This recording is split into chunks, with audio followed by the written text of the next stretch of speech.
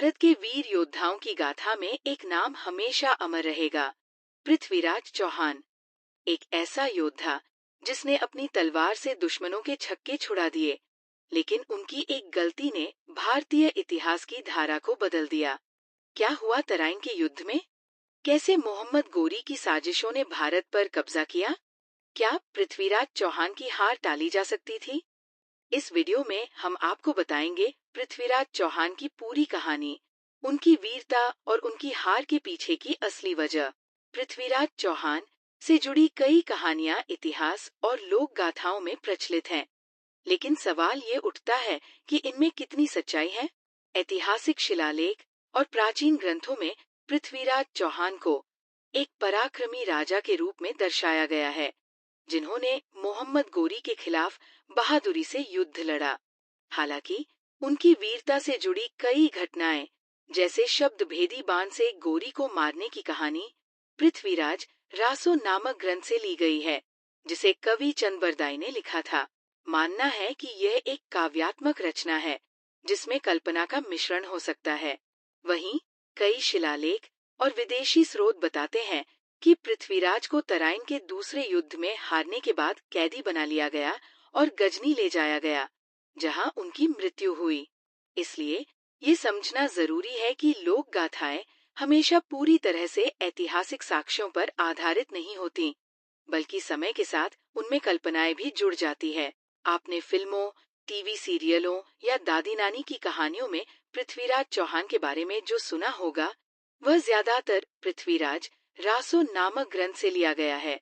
पृथ्वीराज रासो एक लंबी कविता है, जिसे आदिकाल की रचना माना जाता है।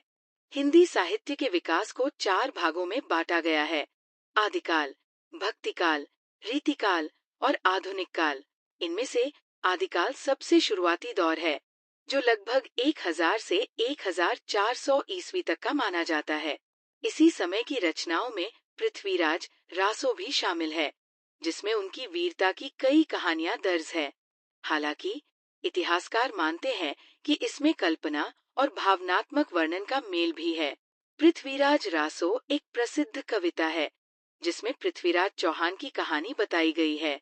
इसे कवि चंद बरदाई ने लिखा है। इस कहानी के अनुसार पृथ्वीराज अजमेर के राजा सोमेश्वर के पुत्र थे। उनकी माता कमला दिल्ली के राजा अनंगपाल की बेटी थी। अनंगपाल ने अपने नाती पृथ्वीराज को गोद ले लिया, जिससे उनके दूसरे नाती कन्नौज के राजा जयचंद को नाराजगी हुई।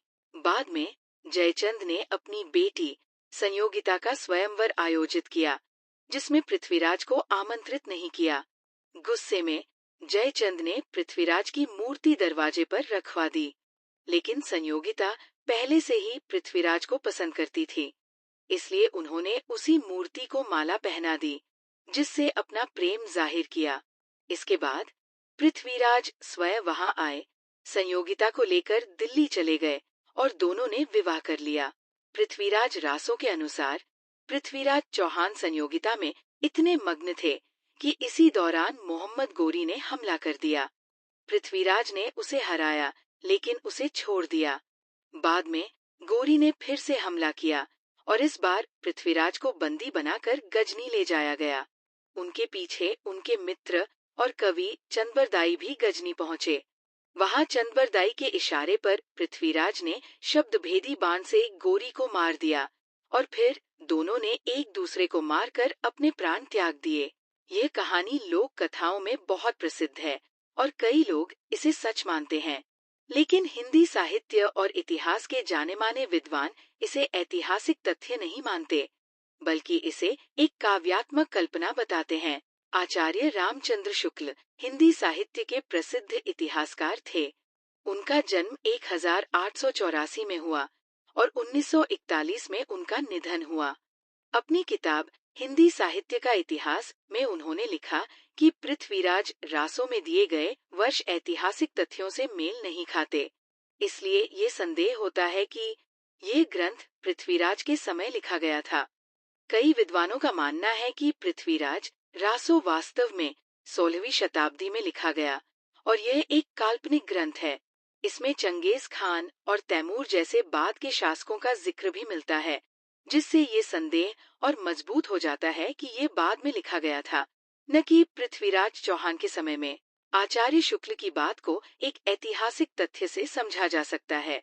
पृथ्वीराज चौहान का शासनकाल 1177 से 1192 तक था। अगर पृथ्वीराज रासो वास्तव में उसी समय लिखा गया होता, तो उसमें 200 साल बाद के शासक तैमूर का जिक्र कैसे आ सकता है? ये दिखाता है कि ये ग्रंथ बाद में लिखा गया और उसमें ऐतिहासिक गलतियां हैं।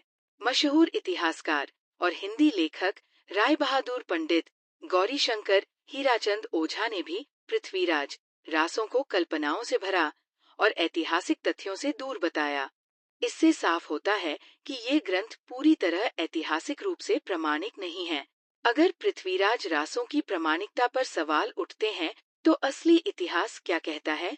इसका जवाब हमें इतिहासकारों और पृथ्वीराज विजय जैसी प्रामाणिक रचनाओं से मिलता है।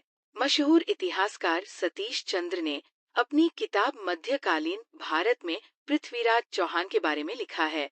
उनके अनुसार पृथ्वीराज चौहान एक शक्तिशाली राजा थे, लेकिन उन्होंने अपने विरोधियों से कई दुश्मन बनाए।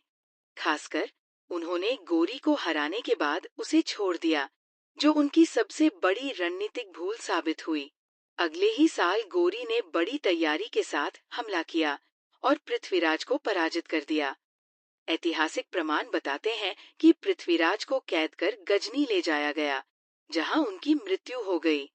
पृथ्वीराज विजय नामक संस्कृत ग्रंथ भी इस बात की पुष्टि करता है कि पृथ्वीराज चौहान की हार का मुख्य कारण उनकी रणनीतिक गलतियां और राजनैतिक फैसले थे। इतिहासकार सतीश चंद्र ने अपनी किताब के अध्याय 5 में बताया कि चौहान वंश ने शुरुआत में गुजरात के राजाओं के अधीन रहकर शासन किया। 10वीं सदी के अंत में उन्होंने नदौल को अपनी राजधानी बनाया। इस वंश के शक्तिशाली शासक विग्रहराज ने चित्तौड़ पर कब्जा किया और अजय मेरू अजमेर शहर बसाया। उन्होंने 1151 ईस्वी में दिल्ली को तोमर शासकों से छीन लिया। चौहान वंश के सबसे प्रसिद्ध राजा पृथ्वीराज तृतीय थे, जो 1177 ईस्वी के आसपास गद्दी पर बैठे। उन्होंने अपने राज्य का विस्तार करने की नीति अपनाई और कई छोटे छोटे राजपूत राज्यों को जीत लिया। हालांकि गुजरात के चालुक्य राजा के खिलाफ संघर्ष में वे सफल नहीं हो सके, इसलिए उन्होंने अपनी सेना को गंगा घाटी की ओर बढ़ाया। इतिहासकार सतीश चंद्र के अनुसार पृथ्वीराज चौहान ने बुंदेलखंड की राजधानी महोबा पर चढ़ाई की थी। इस युद्ध में आल्हा और उदल जैसे वीर योद्धा मारे गए। हालांकि लोक कथाओं और महोबा में प्रचलित आल्हा खंड के अनुसार इस युद्ध में उदल की मृत्यु हुई। इसके बाद आल्हा ने बदला लेने के लिए पृथ्वीराज चौहान से युद्ध किया और उन्हें हरा दिया। लेकिन अपने गुरु के आदेश पर आल्हा ने पृथ्वीराज को जीवनदान दे दिया। सतीश चंद्र की किताब के अनुसार कन्नौज के राजा जयचंद ने इस युद्ध में महोबा के चंदेल राजा का साथ दिया। वहीं दिल्ली और पंजाब पर नियंत्रण के प्रयासों को गहर वालों ने भी चुनौती दी। यही आपसी संघर्ष था, जिसकी वजह से राजपूत राजा एकजुट होकर पंजाब से गजनवियों को बाहर नहीं निकाल पाए।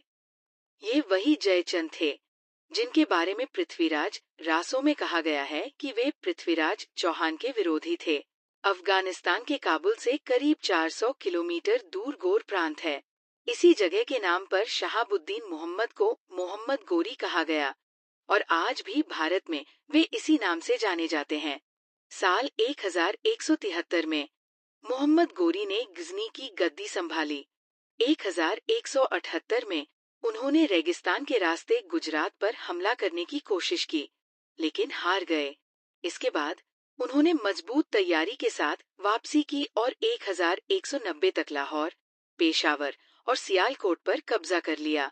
चौहान राजाओं की ताकत बढ़ चुकी थी। वे कई आक्रमणकारी तुर्कों को हरा चुके थे या खदेड़ चुके थे।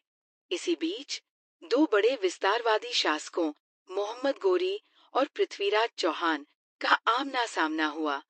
साल 1191 में तराइन आज का करनाल में इनके बीच युद्ध हुआ। इस लड़ाई की वजह तबरहिंद आज का भटिंडा पर दोनों का दावा था, जिसे लेकर टकराव हो गया। इतिहासकारों के अनुसार पहली लड़ाई में पृथ्वीराज चौहान की सेना ने मोहम्मद गोरी की सेना को बुरी तरह हरा दिया। गोरी की जान एक युवा खलजी योद्धा ने बचाई और उसे युद्ध से निकाल कर ले गया। इसके बाद पृथ्वीराज चौहान ने तबरहिंद की ओर कूच किया।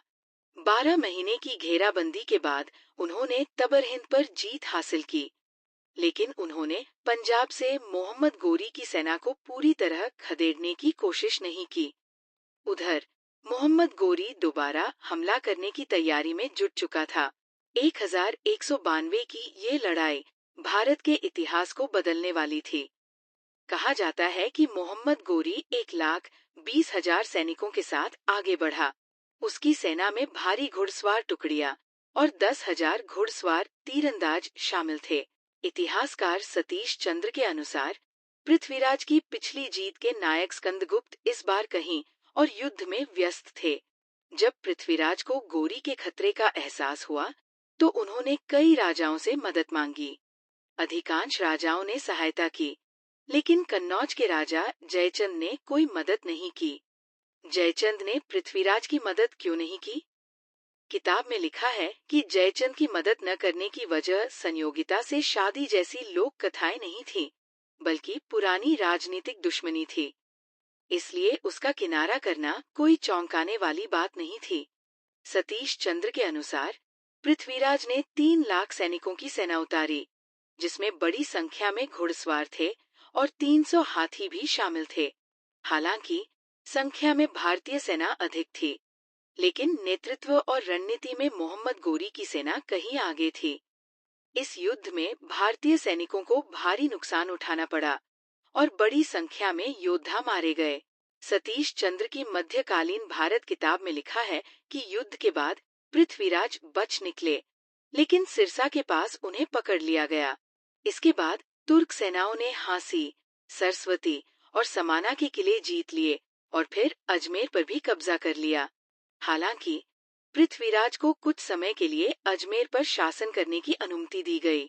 इस बात की पुष्टि उस समय के सिक्कों से भी होती है, जिन पर एक तरफ पृथ्वीराज देव और दूसरी ओर श्री मोहम्मद साम लिखा हुआ है। सतीश चंद्र की मध्यकालीन भारत किताब के पृष्ठ 68 पर लिखा है कि कुछ दिनों बाद पृथ्वीराज चौहान को षड्यंत्र के आरोप में मार दिया गया। इसके बाद उनका बेटा गद्दी पर बैठा, लेकिन जल्द ही रणथंभौर चला गया और वहां नए चौहान राज्य की नींव रखी। इस तरह दिल्ली और पूर्वी राजस्थान तुर्कों के अधीन आ गए। तराइन की लड़ाई के बाद मोहम्मद गोरी दिल्ली को अपने सेनापति कुतुबुद्दीन ऐबक के हवाले कर गजनी लौट गया। 1194 में मोहम्मद गोरी एक बार फिर भारत लौटा और उसकी लड़ाई कन्नौज के राजा जयचंद से हुई। युद्ध में जयचंद की सेना कड़ा मुकाबला कर रही थी, लेकिन एक तीर लगने से जयचंद की मौत हो गई और तुर्कों ने जीत दर्ज की। इसके बाद 1206 में मोहम्मद गोरी ने खोखरों के खिलाफ अपना आखिरी अभियान चलाया, जिसमें भारी खून खराबा हुआ। लेकिन जब वो गजनी लौट रहा था, तब एक कट्टरपंथी मुस्लिम गुट ने उसकी हत्या कर दी। पृथ्वीराज चौहान एक महान योद्धा और बहादुर राजा थे, लेकिन उनकी कहानी को लोक कथाओं और कल्पनाओं ने काफी हद तक बदल दिया है। ऐतिहासिक रूप से उन्होंने तराइन के पहले युद्ध में जीत दर्ज की, लेकिन दूसरे युद्ध में हार गए और अंत में मोहम्मद गोरी द्वारा कैद कर लिए गए। उनकी वीरता और संघर्ष को भारत के इतिहास में हमेशा याद किया जाएगा।